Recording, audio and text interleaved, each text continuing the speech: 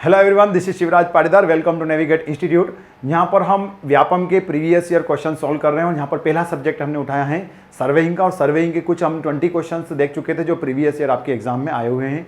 आगे के जो 21 नंबर के क्वेश्चन हैं वो हम आज के वीडियो में देखेंगे। तो पहला जो आपका 21 नंबर का क्वेश्चन है वो क्या पूछा गया है आपसे कि chain surveying is recommended when the area to be surveyed. Chain survey कहां पर रिकमेंड करेंगे या कौन से एरिया में आप प्रेफर करेंगे। ऑप्शन दिया गया था जैसे आपको small in extent with lot of vegetation, मतलब एरिया फैला हुआ तो छोटा सा हो बट उसमें चारों तरफ क्या हो आपका वेजिटेशन या फिर वनस्पति फैली हुई हो। सेकंड ऑप्शन आपसे दिया गया था गाइस कि small in extent and less undulating, मतलब एरिया आपका छोटा सा हो और उसमें जो ऊंच नीच हो या फिर उबड़ खाबड़ जिसको हम बोलते हैं या फिर टोपोग्राफी आपकी इरेगुलर हो, वो थोड़ा सा आपका एकदम लेवल्ड ग्राउंड हो लगभग आपका, या अंडुलेशन उसमें थोड़ा सा कम हो आपका, तो ये हो सकता है। या फिर आपका क्या पूछा गया था small in extent and undulating, मतलब एरिया आपका थोड़ा सा कम हो और ऊंच नीच या जो टोपोग्राफिकल इरेगुलरिटी हो वो आपका थोड़ी सी ज़्यादा हो, या फिर लार्ज इन एक्सटेंट और लार्ज अंडुलेटिंग हो आपका। तो कौन सा प्रेफर करेंगे कि जहां पर आपका स्मॉल इन एक्सटेंट हो और एस अंडुलेटिंग, क्योंकि मुझे प्लेन ग्राउंड चाहिए चेन सर्वे के लिए, क्योंकि चेन आपका जब ड्रॉ करेंगे तो उसके अंदर स्लोप वगैरह करेक्शंस आपको ज़्यादा अप्लाई नहीं करना चाहिए। तो कौन सा आंसर होगा हमारा कि small in extent and less on undulating. Next question अगर हम देखें तो principle of compass surveying is, basic question है, फर्स्ट टॉपिक है आपका सर्वेइंग, जहां से क्वेश्चन आया है कि कंपास सर्वेइंग का प्रिंसिपल क्या है। तो प्रिंसिपल क्या है इसका, तो इसका प्रिंसिपल है आपका ट्रेवर्सिंग प्रिंसिपल। और ट्रेवर्सिंग मतलब क्या होता है, number of connected survey lines, number of connected survey lines is called ट्रेवर्स। और बात करें अगर हम ट्रेंगुलेशन, तो ये प्रिंसिपल है जो आपका ट्रेंगुलेशन प्रिंसिपल, वो किसका है, वो है आपका चेन सर्वे का। चेन सर्वेइंग का प्रिंसिपल जो है वो है आपका ट्रेंगुलेशन। क्लियर है, ट्राइंगुलेशन लेटुलेशन, ये तो आपके ऐसे ही ऑप्शन बना दिए उन्होंने।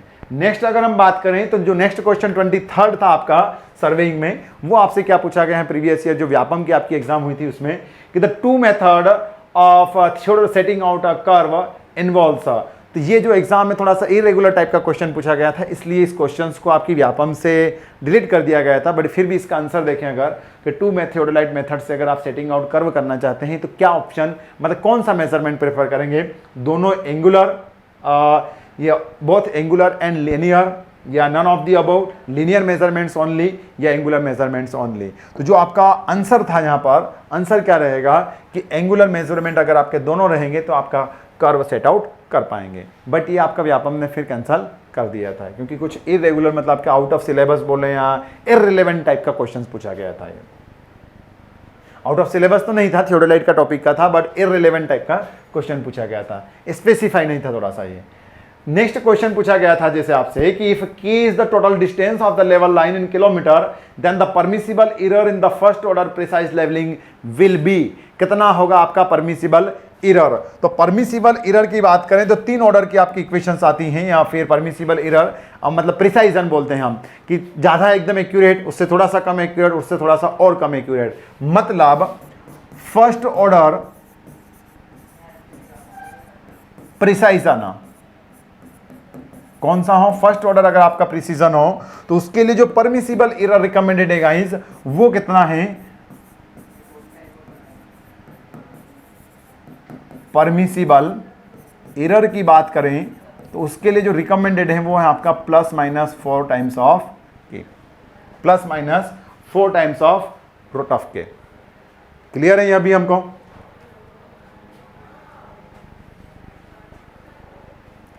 नेक्स्ट अगर बात करें हम, यहां पर रूट ऑफ के है, ये ध्यान रखिएगा, रूट ऑफ के। अगर नेक्स्ट हम बात करें तो सेकंड ऑर्डर की बात करें आप,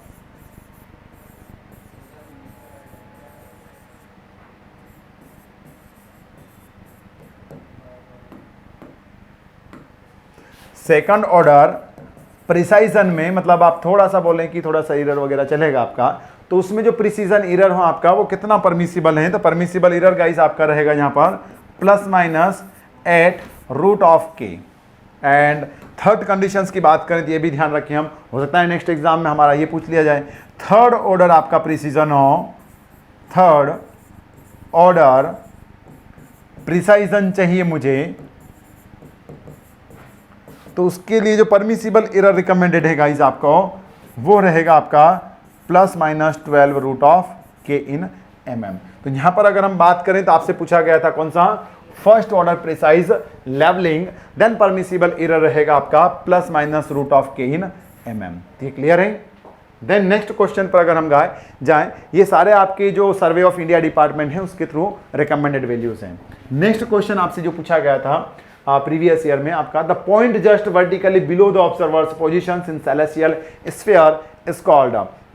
जो आप एस्ट्रोनॉमिकल सर्वे करते हैं गाइस, तो उस एस्ट्रोनॉमिकल सर्वे में अर्थ सरफेस या आपकी जो ऑब्जर्वर्स हैं, ऑब्जर्वर्स के जो बिलो पॉइंट होता है उसको एज अ नादिर पॉइंट बोलते हैं, और उसकी जो अबो पॉइंट होता है उसको हम बोलते हैं एज अ जीनिथ पॉइंट। तो यहां से आपसे पूछा गया था कि vertically below the observer's positions is called as, तो उसको हम क्या रिप्रेजेंट करेंगे, तो क्या रिप्रेजेंट करेंगे गाइस, उसको हम नादिर रिप्रेजेंट करेंगे। क्या रिप्रेजेंट करेंगे आप, नादिर। बट ये क्वेश्चन अगेन आपका क्या हुआ था, डिलीट किया गया था, क्योंकि यह आपका एडवांस सर्वेइंग से पूछा गया था, और एडवांस सर्वेइंग हमारे व्यापम के सिलेबस में नहीं है, या डिप्लोमा लेवल की एग्जाम्स के सिलेबस में नहीं पूछा जाता है, मतलब सिलेबस में नहीं है डिप्लोमा लेवल के, तो इसलिए क्वेश्चंस को डिलीट कर दिया गया था। पर फिर भी हम अगर आ चुका है तो हम इसको याद रखेंगे।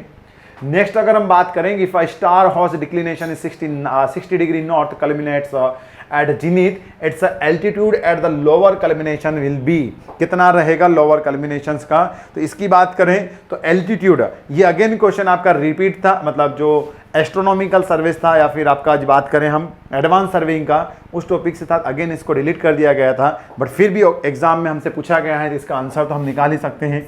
तो एल्टीट्यूड की बात करें तो एल्टीट्यूड ए की बात करें तो ये होता है आपका 90 माइनस डेल्टा -5। इस 5 को डिक्लिनेशन बोलते हैं हम, इस 5 को हम बोलते हैं एज अ डिक्लिनेशन। क्या बोलेंगे गाइस, डिक्लिनेशन। और इसको बोलेंगे हम ऑब्जर्वर्स टेरेस्ट्रियल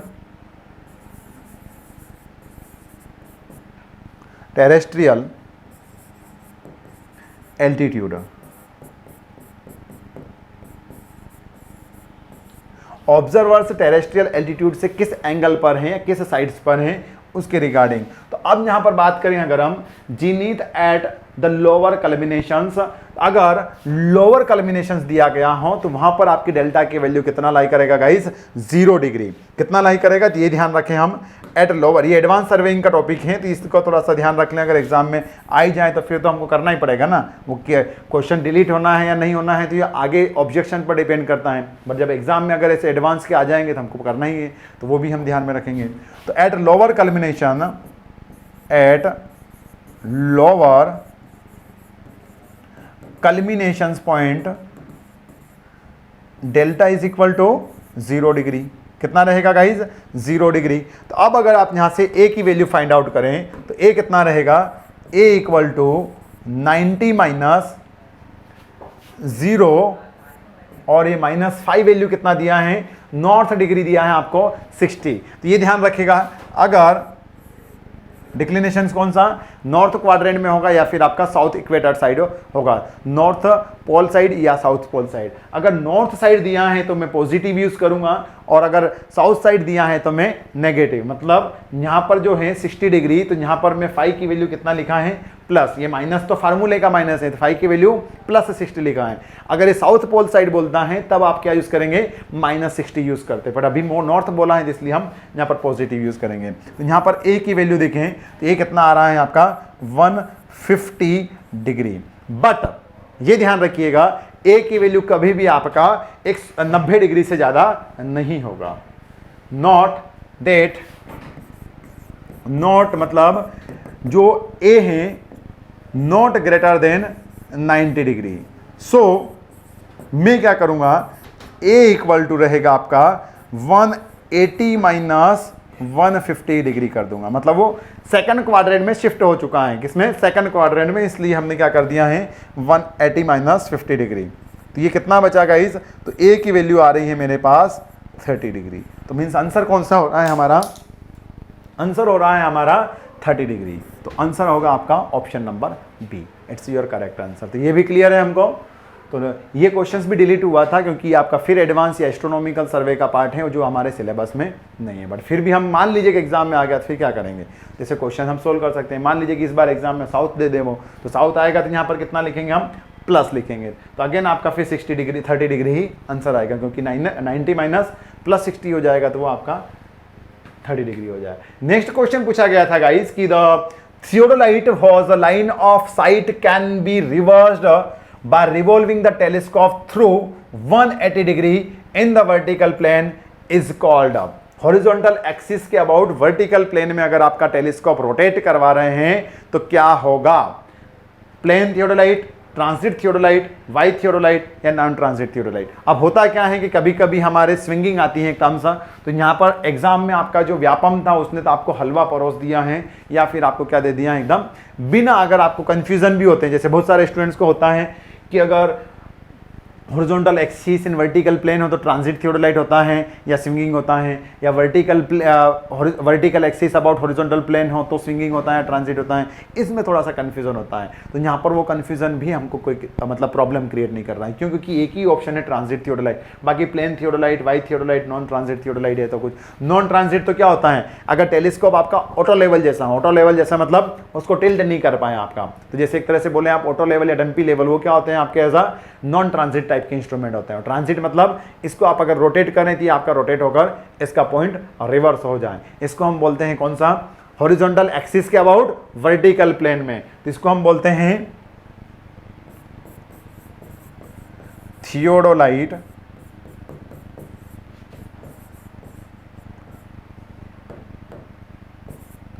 रिवॉल्व इन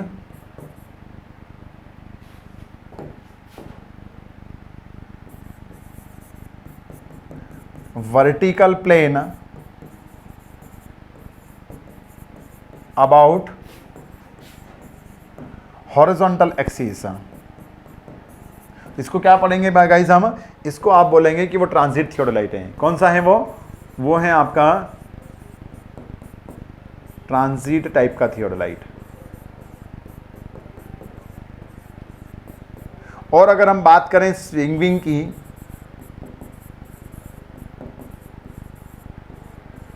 तो वो क्या होगा, तो जस्ट इस टर्म्स का अपोजिट हो जाएगा। इस टर्म्स का अपोजिट मतलब थियोडोलाइट, देखिएगा थियोडोलाइट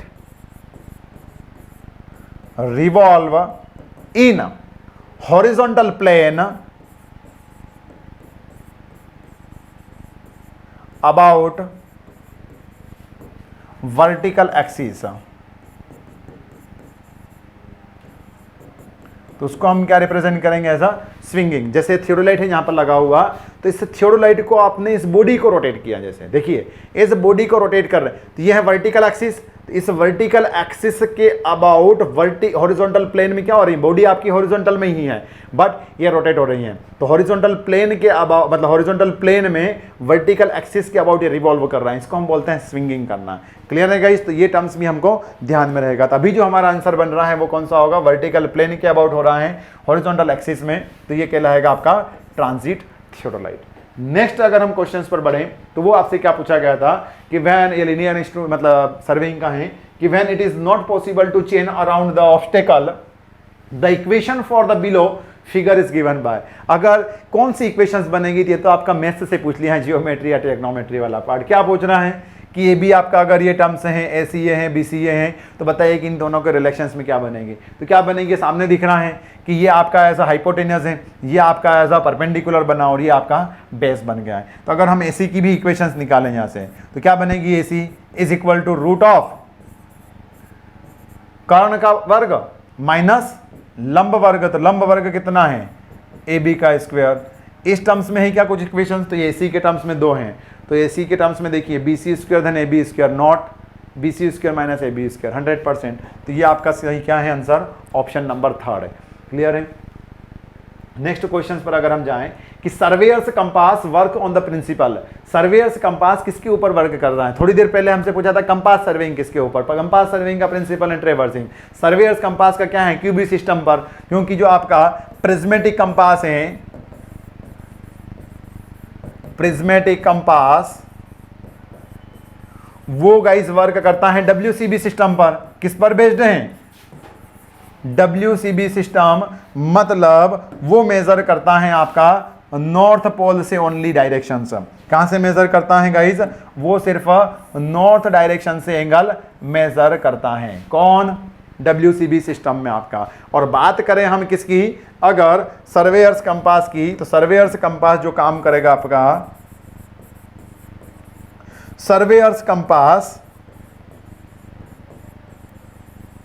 तो गाइस सर्वेयर्स कंपास करता है क्यूबी सिस्टम पर बेस्ड है। किस पर? इसी क्यूबी को हम कभी कभी रिड्यूस्ड बीयरिंग भी बोलते थे। रिड्यूस्ड बीयरिंग कब बोलते हैं? जब एक सिस्टम से कन्वर्ट करके दूसरे सिस्टम में लाए हो आप। तो ये वर्क करता है आपका रिड्यूस्ड बीयरिंग सिस्टम पर या क्यूबी सिस्टम पर। इसमें जो हमारा नॉर्थ पोल और साउथ पोल के नियरेस्ट जो पोल होंगे, के नियरेस्ट जो पोल होंगे वो उसमें वर्क करेगा। तो ये मतलब 90 डिग्री के क्वाड्रेंट हो जाते हैं। 90 डिग्री, ये 180 डिग्री का, मतलब 90 से 180, ये 0 से 90 डिग्री, ये 180 से 270 डिग्री का, और ये 270 से 360 डिग्री का क्वाड्रेंट। क्लियर है? तो ये आपके इन क्वाड्रेंट में वर्क करता है।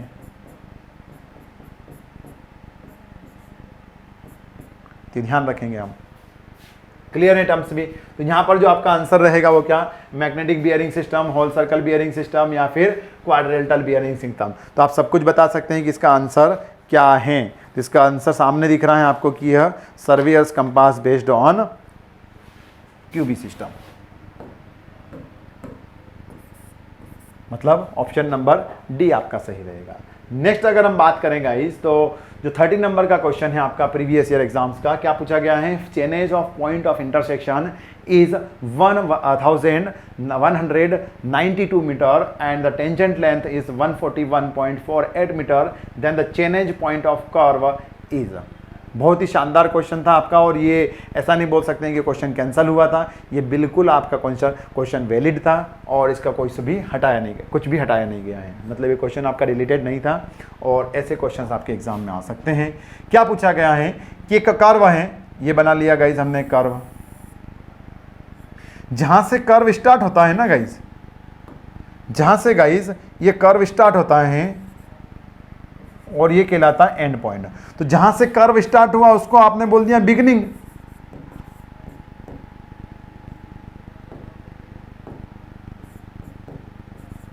बिगिनिंग, और जहां पर एंड हो रहा है उसको हमने क्या बोल दिया है?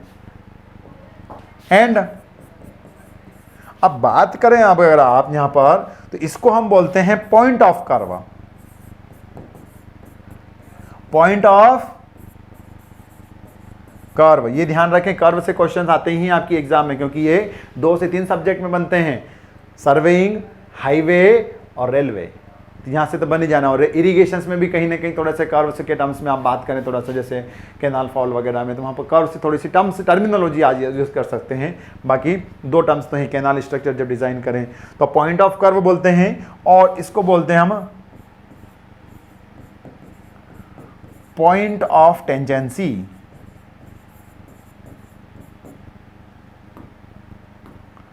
Point of tangency. तो ये भी क्लियर है गाइज हमको। और देखो आगे बढ़ते हैं हम।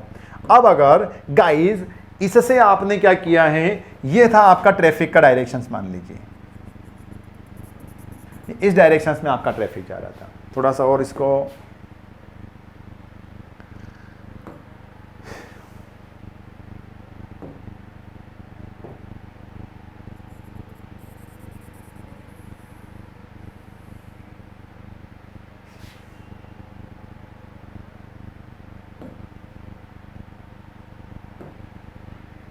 जैसे आपका कर्व था, तो ये आपने टेंजेंट, मतलब ये क्या था आपका एग्जैक्ट पाथ था। उस पाथ में आपको डायरेक्शन चेंज करना था। तो डायरेक्शन चेंज कैसे किया आपने गाइस? डायरेक्शन चेंज किया हमने कि यहां से आपने इस पाथ को ये यूज कर लिया,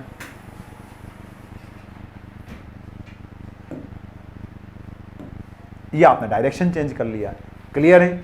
तो गाइज ये जो पॉइंट जहां पर दोनों टेंजेंट बिगिनिंग का और एंड का दोनों पॉइंट जहां पर मिलते हैं उस पॉइंट को मैं बोलता हूं पॉइंट ऑफ इंटरसेक्शन। क्या बोलते हैं गाइज हम इसको? ये क्यों समझ रहे हैं हम? क्योंकि आपकी एग्जाम में कहीं ना कहीं महत्वपूर्ण टर्म्स हैं। इस टर्म्स को हम बोलते हैं पॉइंट ऑफ इंटरसेक्शन, जो आपको यहां पर लिखा हुआ है पॉइंट ऑफ इंटरसेक्शन। क्लियर है?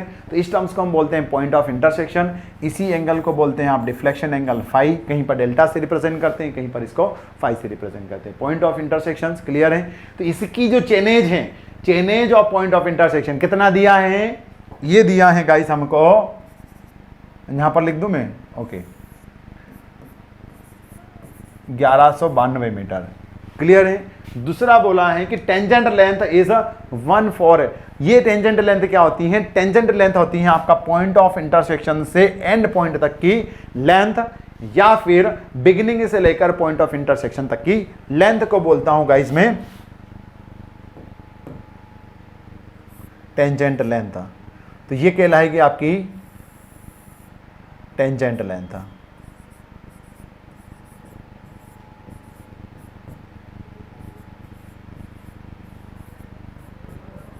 टेंजेंट लेंथ, तो ये भी क्लियर है हमको, और ये हो गया। अब बात करें अगर, तो ये गिवन है आपको कितना? 141.48 मीटर। ये क्लियर है ना गाइस? इतना दिया है। तो आपसे पूछा है कि then the chainage of point of curve, इसी को बोला है उसने पॉइंट ऑफ कर्व को गाइस पीसी। क्या बोला है इसको?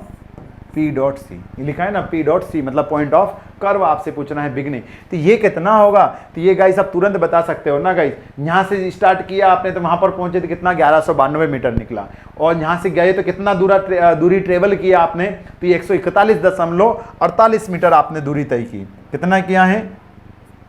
141.48 मीटर। तो बस क्या करना है मुझे? तो पीसी कैसे निकलेगा? तो पीसी निकल जाएगा आपका 1192 माइनस 141.48 मीटर। तो यहां से जब आप पॉइंट ऑफ कर्व निकालेंगे तो गाइस ये निकलेगा आपका कितना? 2, 5 और 0, 9, 5, 0 और 1050, 1050.52 मीटर आपका आंसर आ जाएगा। क्लियर है या नहीं है गाइस? ये आपको 30 का आंसर बनेगा आपका कौन सा? सी। तो ये क्लियर है हमको? तो नेक्स्ट जो हमारा टर्म्स आएगा वो कौन सा है हमारा? 31 नंबर का क्वेश्चन। 31 नंबर का क्वेश्चन देख लें हम, जैसे अगर, तो वो क्या पूछा है? अगेन देखो आपसे फिर कर्व से पूछा है कि the code between two successive stations is called as normal code, successive code, none of the above या सब कोड। अब बहुत सारे स्टूडेंट्स क्या तुक्का लगाते हैं, जैसे तुक्का क्या लगाएगा? जैसे सक्सेसिव टर्म्स दिखा सक्सेसिव कोड पर लगा कर आ गए। आंसर आपने मान लिया सही है, आंसर बोल दिया उन्होंने गलत है। तो ना तो ये है ना ये है, दो तो हट गए। अब बचा नॉर्मल कोड और सब कोड। अब जो समझदार होंगे वो क्या करेंगे? इन दोनों में से कोई एक आध पर टिक करके आएगा, और जो तुक्के लगा कर आएगा वो सक्सेसिव कोड पर। तो हमको क्या करना है देखिए, इसलिए बोलते हैं हम कि आप पढ़ें। क्या पढ़ें? कि क्या होते हैं कॉर्स या हर एक टर्म समझ कर जाएं। जो code between two successive station, successive station मतलब एक चेन लेंथ। तो एक चेन लेंथ के बीच का, जैसे मान लो ये है आपका एक चेन लेंथ। तो वन चेन लेंथ के बीच की जो दूरी होती है उसी को जनरली हम बोलते हैं एज अ लॉन्ग कोड। उसी को हम क्या बोलते हैं? Long code. ये इसी को हम बोलेंगे one chain length. One chain length, और बराबर होता है यह नॉर्मल कोड। यह है स्टेशन 1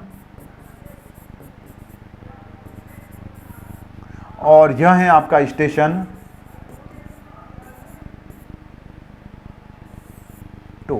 तो दो सक्सेसिव स्टेशंस के बीच की जो लेंथ होती है उसी को हम बोलते हैं चेन लेंथ, और चेन लेंथ के बराबर होता है आपका एक नॉर्मल कोड। क्लियर है? दूसरी अगर गाइस हम बात करें यहाँ पर, ये सब कोड वाली जो टर्म्स आई हैं इसको भी थोड़ा सा देख लेते हैं। तो सब कोड क्या होता है? इसके बीच की, जैसे छोटी लेंथ है आपने जैसे ये चेन लेंथ मान लो 20 मीटर की, आपने 10 मीटर मापा, 11 मीटर मापा, 15 मीटर मापा, वो कोड कहलाएगी आपकी कौन सी? सब कोड।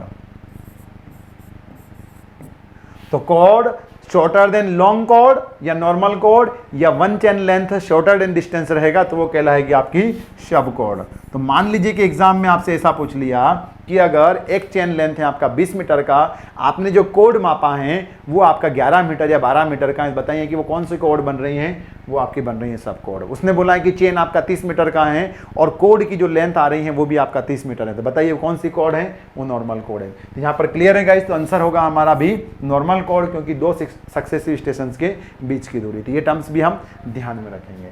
नेक्स्ट अगर हम क्वेश्चन पर बढ़े तो वो आपसे क्या पूछा गया था कि in reverse curve when two radii are equal then length of the curve is given by direct formula based question था आपका।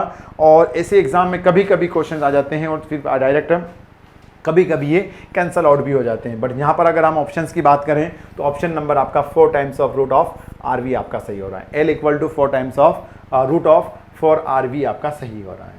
नेक्स्ट अगर हम बात करें the distance between the mid point of the long chord to the mid point of curve is known as.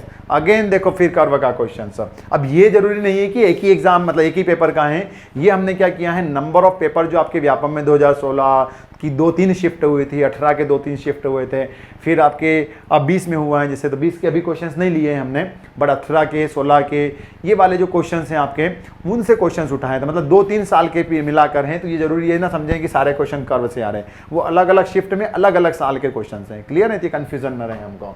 The distance between the mid point of the long chord to the mid point of curve is known as. क्या बोलेंगे उसको? पर ये है कि curve से हर बार question आए। हाँ ये बोल सकते हो कि कर्व हुआ, बेसिक टर्म्स वगैरह जो आपका फंडामेंटल टर्म्स हैं, चेन सर्वेइंग वाला टॉपिक है, जहां से आपके क्वेश्चंस बनते ही हैं। तो जो कर्व का मिड पॉइंट है उसको क्या बोलेंगे आप? देखिए ये रहा फिर कर्व मेरा, इस कर्व का देखो जो बोल रहा है वो बनाते जाएंगे अपन। The distance between the mid point of long chord chain length normal chord, ये बना दी हमने। तो ये है आपका लॉन्ग कॉर्ड। इस लॉन्ग कॉर्ड के फिर देखिए आप the distance between the mid point of long chord, तो ये इसके गए गाइस हम लॉन्ग कॉर्ड बराबर मान लीजिएगा अपना L है, तो ये L/2 पर चले गए आप।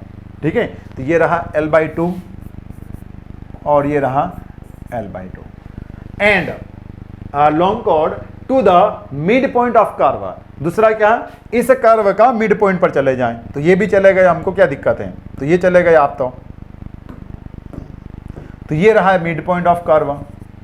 इन दोनों को बीच में जोड़ने वाले लाइन को या डिस्टेंस को हम क्या बोलते हैं? अब आपको क्लियर हो चुका होगा। तो ये क्या टर्म्स आती हैं? इसी टर्म्स को हम बोलते हैं मिड ऑर्डिनेट। क्या बोलते हैं गाइस हम? मिड ऑर्डिनेट, या इसी को मैथमेटिकली रिप्रेजेंट करते हैं वर्स्ड साइन में, वर्स्ड साइन। तो अभी जो आपके एग्जाम में पूछा गया है वो क्या है कि क्या है, तो क्यूब कोड कुछ होता नहीं है, नॉर्मल कोड ये पता है हमको। नॉर्मल कोड क्या होती है? जो मिड ऑर्डिनेट या लॉन्ग कोड। क्या होगा आंसर? Mid ordinate. नेक्स्ट अगर हम बात करें कि the distance between the points, जो नेक्स्ट क्वेश्चन पूछा गया था क्या था कि the distance between the points measurement along a slope is 428 metre if the difference in level is 62 metre, then the horizontal distance between them is. ये again आपका levelling का क्वेश्चन था। लेवलिंग मतलब लीनियर मेजरमेंट में आपका sloping ground पर जो measurement करते हैं, हाइपोटेन्यूजल अलाउंस वगैरह आप अलाउ करते हैं ना, तो वहां वाला क्वेश्चन है आपसे। क्या पूछा गया था कि the distance between the points measured along a slope, slope पर आपने जो मेजरमेंट किया है दो पॉइंट के बीच, ये मान लीजिए कि पॉइंट ए है और यह पॉइंट है आपका बी, इसके बीच का जो स्लोप आया, उस स्लोप वाली जो लेंथ है वो कितना है आपका 428 मीटर। तो ये भी क्लियर है हमको। बात करें अगर हम if the difference in the level is 62 metre, और इन दोनों पॉइंट के लेवल का डिफरेंस जो आपने निकाला, तो ये जैसे इस लेवल पर है और ये इस लेवल, तो इन दोनों का ग्राउंड लेवल क्या है आपका ये बेस, तो इन दोनों के बीच का जो लेवल डिफरेंस आया है वो कितना आया है आपका गाइज 62 मीटर। तो लेवल कितना दिया है 62 मीटर। क्लियर है? अब अगर हम बात करें यहां पर आपसे पूछा गया है कि then the horizontal distance between them is, उन दोनों पॉइंट के हॉरिजॉन्टल डिस्टेंस कितना है, तो ये तो स्लोपिंग वाला डिस्टेंस हुआ, ये वाली डिस्टेंस पूछ रहा है। मान लीजिए कि ये कोई पॉइंट आपका है P पॉइंट, तो आपसे क्या पूछ रहा है, वो AB दिया है और AP पूछ रहा है। ये बना कि नहीं बना हमारा राइट एंगल ट्रायंगल या समकोण त्रिभुज, तो यहाँ से तो वैल्यू निकालना है आपको। तो AP कितना निकलेगा, तो AP निकलेगा आपका रूट ऑफ 428 का स्क्वायर माइनस 62 का स्क्वायर। जब इसको हम सॉल्व करेंगे गाइस, तो सॉल्व करने पर आपका आंसर जो आएगा, अप्रोक्सीमेट आंसर आएगा आपका 423.48 मीटर के आसपास। क्लियर, अब इतना तो सॉल्व कर सकते हैं ना हम, इसका स्क्वायर रूट करना है क्योंकि मैथ्स से हमको पढ़ा कर जाना है, 14 नंबर का वो भी आना है। तो यहाँ से जब हम इसका सॉल्व करेंगे तो आंसर आएगा, और आंसर कितना आएगा 423.48 मीटर। नेक्स्ट अगर हम जाए नेक्स्ट क्वेश्चन पर, 35 नंबर का जो क्वेश्चन आपसे पूछा गया था, 35 नंबर का क्वेश्चन नहीं, मतलब 35 नंबर का हमारा सर्वेइंग का क्वेश्चन अभी जो बन रहा है, क्या बन रहा है प्रीवियस ईयर एग्जाम का आपका, कि the degree of perfection used in instrument methods and observation is terms at, इसको टर्म्स को क्या बोलते हैं हम। तो गाइस ये थोड़ा सा ध्यान रखें हम कि नन ऑफ दी अबव तो ठीक है, डिस्क्रिपेंसी, तो डिस्क्रिपेंसी मतलब होता है कि नंबर ऑफ वैल्यूज अगर हम फाइंड आउट करें, कि अगर हम क्या करें, डिफरेंस बिटवीन 2 या मोर वैल्यूज, अगर आप सेम वैल्यूज की, जैसे इसी डायमेंशंस को आप मापें, इस वैल्यूज को, या जैसे इस मार्कर की क्या मापें हम, लेंथ अलग अलग जगह अलग अलग, जैसे चेन से मापें, टेप से मापें, किसी वर्नियर स्केल से मापें, अलग अलग इंस्ट्रूमेंट से, सबसे क्या आएगी, जैसे थोड़ी थोड़ी अलग अलग आ रही हैं, तो वो क्या एक्यूरेट वैल्यू से क्या थोड़ी सी डिफर आ रही हैं, उन सभी के बीच में, एक्यूरेट वैल्यूज के बीच में जो डिफरेंस आ रहा है वही क्या कहलाती है, एरर, जो मतलब गलती कर रहे हैं, जो कम माप रहे हैं या ज़्यादा माप रहे हैं, वो क्या कहलाती है आपकी डिस्क्रिपेंसी। तो क्या बोलते हैं discrepancy, difference between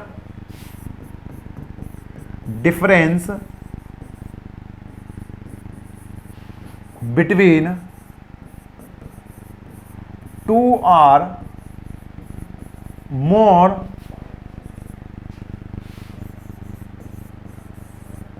measured values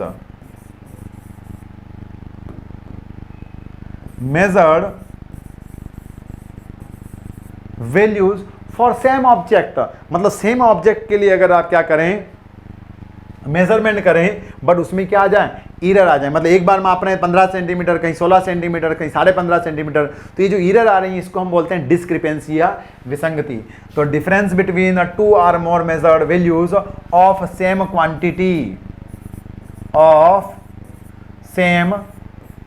quantity या थिंग्स, मतलब सेम वस्तु का या जो भी आपकी क्वांटिटी है उसको मेजर करें, बट उसको अलग अलग इंस्ट्रूमेंट से अलग अलग तरीके से माप लें, तो हर बार उसकी अलग अलग वैल्यू आए, थोड़ी सी मतलब माइनर सी मिस्टेक आए, उस मिस्टेक्स को हम क्या बोलते हैं, डिस्क्रिपेंसी। डिग्री ऑफ फाइननेस, मतलब बारीक से बारीक वैल्यू भी आप बता दें उसकी, तो उसको हम क्या बोलते हैं, प्रिसाइजन। डिग्री ऑफ फाइननेस, या इसी को हम बोलते हैं degree of fineness and care, and with care of object measurement is called precision. और एक्यूरेसी क्या होती है, तो एक्यूरेसी गाइस होती है डिग्री ऑफ परफेक्शन,